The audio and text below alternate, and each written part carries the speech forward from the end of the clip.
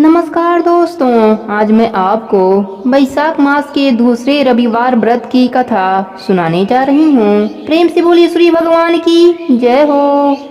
एक राजा की दो रानियां थीं। राजा की बड़ी रानी कुछ नहीं करती और छोटी रानी बैसाख स्नान व पूजा पाठ करती। उसकी धर्म कर्म में बहुत रुचि थी। बड़ी रानी छोटी रानी से जलती रहती। एक दिन उसने राजा से कहा कि छोटी रानी ना जाने कौन कौन से टोने टोटके करती है। 4 बजे से ही उठकर ना जाने कहां कहां घूमती रहती है। हमारे तो राजघराने की बहुत बेइज्जती कराएगी। आप यहाँ से इसे निकाल दो। राजा गुस्से में आकर छोटी रानी को महल से निकल जाने का आदेश सुना दिया। यह सब देखकर बड़ी रानी बहुत खुश हुई, पर छोटी रानी कुछ ना बोली। वहाँ से चुपचाप चली गई। चलते चलते वह जंगल में पहुँच गई। वहाँ पर एक छोटी सी झोपड़ी बनाकर उसी में रहने लगी और हमेशा की तरह पूजा पाठ करने लगी। समय बीतता गया और बैसाख का महीना आ गया। तब छोटी रानी ने बैसाख स्नान करने का नित्य नियम ले लिया और बैसाख रविवार का व्रत करने लगी। एक दिन राजा शिकार खेलने गए। जंगल में रास्ता भटकने के कारण इधर उधर भूख प्यास से बेहाल होकर वन में भटकने लगे। बहुत ज्यादा गर्मी पड़ रही थी। दूर दूर तक कहीं भी पानी नहीं मिला। उस दिन बैसाख माह का रविवार का दिन था। तभी राजा को पक्षियों की आवाज सुनाई दी। तो राजा ने देखा कि आक के पौधे के पास पक्षी बैठे हैं। तब राजा ने सोचा कि चलकर देखूं, क्या पता थोड़ा सा पानी मिल जाए, नहीं तो आज मेरी जान निकल जाएगा। यह सोचकर राजा वहां गए तो देखा कि आक के पौधे के नीचे खड्डे में पानी पड़ा है और वहीं पर छोटी छोटी रोटी पड़ी थी। तब राजा ने उन रोटियों को खाकर खड्डे का पानी पी लिया और वहीं एक पेड़ के नीचे विश्राम करने लगे। शाम को राजमहल में आ गए और आकर सिपाहियों को आदेश दिया कि जंगल में इस तरह से पूजा कौन करता है, पता लगाकर आओ। सिपाही जंगल गए तो देखा कि एक झोपड़ी में एक औरत रहती है, वही यह सब कुछ करती है। तब सिपाहियों ने उसे राज दरबार में चलने को कहा तो उसने मना कर दिया। सिपाही वापस आ गए, राजा को सारी बात बताई। तब राजा स्वयं वहां गए और देखा और पहचान लिए कि यह तो छोटी रानी है। तब राजा को सब कुछ समझ में आ गया। राजा को अपने किए पर बहुत पछतावा हुआ। राजा ने छोटी रानी के आगे हाथ जोड़ दिए और कहा, मुझसे बहुत बड़ा अपराध हो गया, मुझे क्षमा कर दो। तुम्हारी रविवार के कारण ही मेरी जान बच पाई है। तुम मेरे साथ महल चलो। तब छोटी रानी ने मन ही मन सूर्य देव को धन्यवाद किया और राजा के साथ राजमहल में आ गईं। राजा ने बड़ी रानी को देश निकाला का आदेश दे दिया। इस तरह बैसाख रविवार के व्रत व आंकड़े की पूजा करने से छोटी रानी ने अपना मान सम्मान व सुहाग वापस पा लिया। हे सूर्य भगवान, अपने सभी भक्तों पर अपनी कृपा बनाए रखना। कहानी अधूरी हो तो पूरी करना, पूरी हो तो मान रखना। प्रेम से बोलिए सूर्य भगवान की जय हो। एक ब्राह्मण का पुत्र था जो रोज सुबह उठते ही नहा धोकर माँ से रोटी मांगता था। एक दिन माँ ने कहा कि बेटा, तुम कोई नित्य नियम रख लो। लोग सुबह उठकर नहा धोकर मंदिर जाते हैं, पूजा पाठ करते हैं, इसके बाद रोटी खाते हैं। अब तुम भी सुबह उठकर सूरज भगवान का दर्शन करके रोटी खाने का नियम ले लो। ब्राह्मण का पुत्र यह नियम ले लेता है। अब वह रोज इसी प्रकार से नियम को निभाता है। एक दिन सूरज भगवान ने कहा, देखता हूँ कि यह सच्चे मन से मेरा दर्शन करता है या नहीं। एक दिन सूरज भगवान बादल में छिप जाते हैं। वह सूरज भगवान का दर्शन करने के लिए जंगल में निकल जाता है। सूरज भगवान को ढूंढते ढूंढते शाम हो जाती है। उधर 4 चोर चोरी करके जंगल में बंटवारा करने के लिए रुक जाते हैं। सूरज भगवान सोचते हैं कि यह तो मेरा सच्चा भक्त है। पूरा दिन निकल गया, भूखा प्यासा ही रह गया। सूरज भगवान उसे बादल फाड़ कर दर्शन देते हैं। सूरज भगवान को देखते ही ब्राह्मण का पुत्र कहता है, देख लिया, देख लिया। उधर 4 चोर चौंक जाते हैं। इस लड़के ने धन बांटते हुए देख लिया। चोर उसे बुलाते हैं और कहते हैं, तुमने क्या देखा? फिर उसने कहा, देख लिया, देख लिया। चोरों ने कहा, तुम किसी से मत कहना, आधा धन तुम लेकर जाओ। ब्राह्मण का पुत्र आधा धन लेकर आ गया और माँ को कहा कि दरवाजा खोलो।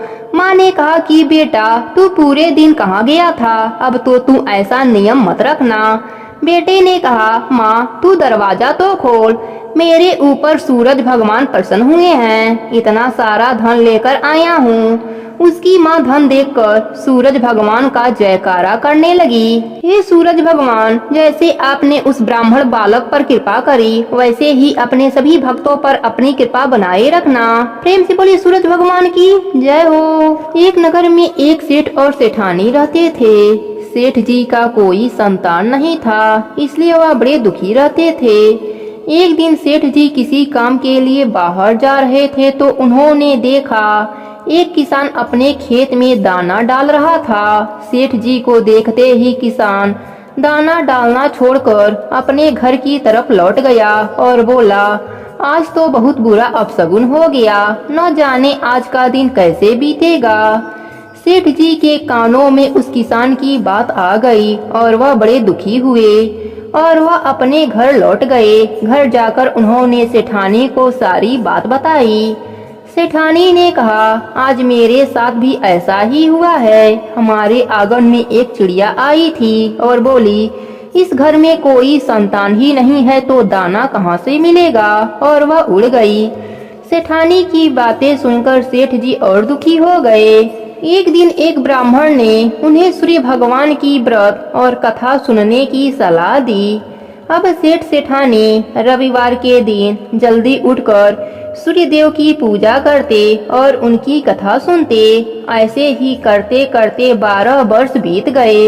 एक दिन सूर्य देव प्रसन्न होकर सेठ सेठानी को दर्शन दिए और कहा, मैं तुम्हारी पूजा अर्चना से प्रसन्न हूँ। बहुत जल्द तुम्हारे घर एक कन्या का जन्म होगा। ऐसा कहकर सूर्य भगवान अंतर ध्यान हो गए। कुछ महीनों के पश्चात सूर्य देव की कृपा से सेठ जी के घर एक सुंदर कन्या का जन्म हुआ। जब सुबह होता तो उस कन्या के आसपास हीरे बिखरे मिलते। यह सब सेठानी देखकर बहुत खुश होती, लेकिन उसने यह बात किसी को नहीं बताई, यहाँ तक कि वह सेठ जी को भी नहीं बताई। धीरे धीरे वह कन्या बड़ी हो गई। वह भी अपने माता पिता की तरह सूर्य देव की परम भक्त थी। वह रोज उनकी पूजा अर्चना किया करती थी। धीरे धीरे कन्या विवाह के योग्य हो गई। अब सेठ जी अपने कन्या के लिए विवाह खोजने लगे। तब सेठानी बोली, मेरा यह नियम है कि मैं अपने बेटी का मुख देखकर ही दिन की शुरुआत करती हूँ, इसलिए हम इसका विवाह ऐसे युवक से करेंगे जो घर जमाई बनकर हमारे साथ रहे। क्योंकि सेठानी के मन में लालच आ गया था। सेठ जी ने ऐसा ही किया। उन्होंने ऐसा लड़का ढूंढा जो घर जमाई बनकर रहे। लड़की की शादी हो गई। सेठानी अपने नियम की बात अपने दामाद जी से बताई कि मैं हर रोज अपने बेटी को उठाने आया करूंगी। लड़के ने कहा, ठीक है, लेकिन सेठानी का रोज रोज सुबह आना उसके जमाई को अच्छा नहीं लगता था। उसने इस बात की शिकायत अपने पत्नी से की, लेकिन वह बोली, मेरी माँ मुझसे बहुत प्यार करती है, इसलिए वह सुबह मेरा मुख देखकर ही अपनी दिनचर्या आरंभ करती हैं। एक दिन सेठानी को देरी हो गई। उस दिन उसका जमाई जल्दी उठ गया और उसने देखा उसकी पत्नी के चारों ओर हीरे बिखरे पड़े हैं। वह समझ गया कि उसकी सास हर दिन सुबह अपने लड़की का मुख क्यों देखने आती है। उसने अपने पत्नी को यह बात बताने वाला ही था कि तब तक उसकी सास आ गई और वह नहीं बता पाया। अपने जमाई को काम के बहाने उसने घर से बाहर भेज दिया। फिर सेठानी ने 2 आदमियों को पैसा दिया और बोली, मेरे दामाद को मार दो। हत्यारे ने सबूत के तौर पर उसके दामाद के कटे सर को उसके पास लाया। सूर्यदेव ने देखा कि धन के लालच में मेरी द्वारा दी गई कन्या के पति को मार दिया गया, मुझे उसकी रक्षा करनी होगी। सूर्यदेव ब्राह्मण का भेष धरकर सेठानी के घर में भिक्षा मांगने आए। जब सेठानी भिक्षा लेने अंदर गई तो सूर्यदेव उसके जमाई का सर चुपके से ले आए और उसके धड़ के साथ जोड़ दिया और अमृत के बूंदों का छींटा दिया।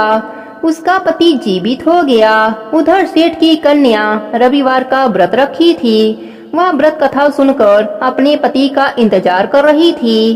पति देर से पहुंचा तो वह बोली, आपको पता नहीं है, आज मेरा व्रत है। सूर्यदेव के अस्त होने के बाद मैं भोजन ग्रहण नहीं कर सकती, फिर भी आप इतने देरी से आ रहे हैं। तब उसके पति ने उसे सारी बात बताई। अब दोनों पति पत्नी ने घर छोड़ने का फैसला ले लिया। उसकी माँ ने उसे बहुत रोका, पर उसने एक ना सुनी और कहा, माँ, मैं अब तुम्हारे साथ और नहीं रह सकती, अपने पति के घर जाऊंगी। ऐसा कहकर वह ससुराल चली गई। सूर्यदेव की कृपा से उसके घर में सुख समृद्धि के साथ 2 पुत्रों की उत्पत्ति हुई। हे सूर्य भगवान, अपने सभी भक्तों पर अपनी कृपा बनाए रखना। कहानी अधूरी हो तो पूरी करना, पूरी हो तो मान रखना। प्रेम से बोलिए सूर्य भगवान की जय हो।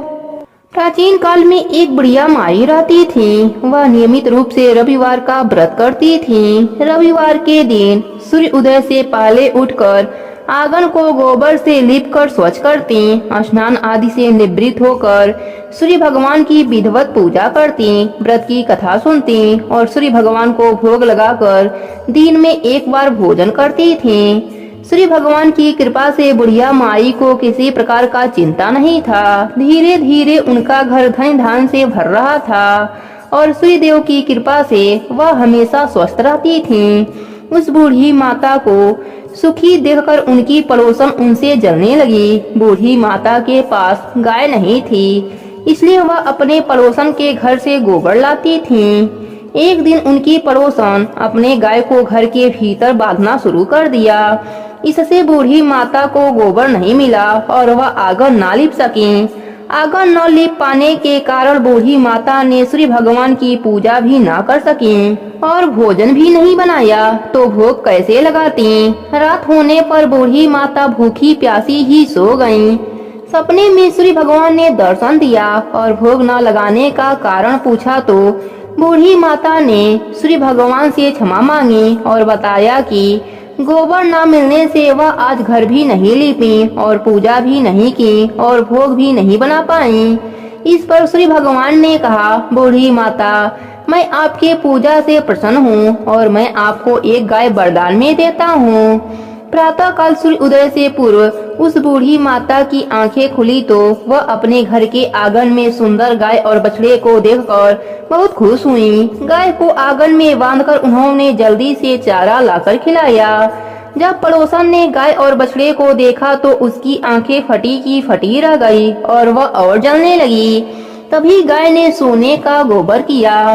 गोबर देखते ही पड़ोसन हैरान हो गई। उसने तुरंत अपने गाय के गोबर से बदलकर सोने वाला गोबर अपने घर ला दिया। अब यही कार्य रोज करने लगी। सूर्य उदय से पहले उठकर गोबर बदलकर सोने का गोबर अपने घर ला देती। सोने के गोबर से पड़ोसन धनी होने लगी। बूढ़ी माता को सोने के गोबर के बारे में अभी पता नहीं था। बूढ़ी माता हमेशा की तरह रविवार का व्रत करती, पूजा करती, कथा कहानी सुनती। एक दिन सूर्यदेव ने तेज आंधी चला दिए, जिससे बूढ़ी माता अपने गाय को घर के भीतर बांध दिया। बूढ़ी माता ने सुबह जब गाय के सोने का गोबर देखा तो उनको बहुत आश्चर्य हुआ और वह सब जान गईं। उस दिन के बाद से बूढ़ी माता हर रोज अपने गाय को घर के भीतर बांधना शुरू कर दिया। सोने के गोबर से बूढ़ी माता कुछ ही दिनों में बहुत ही धनी हो गईं। पड़ोसन को सोने का गोबर ना मिल पाता था, इसलिए वह बुरी तरह से जल भूनकर राख हो गई और अपने पति को समझा बुझाकर उसे नगर के राजा के पास भेज दिया। राजा को जब ज्ञात हुआ कि गाय सोने का गोबर देती है, तो वह अपने सिपाहियों को आदेश दिया कि बूढ़ी माता के घर से गाय और बछड़े को तुरंत लाया जाए।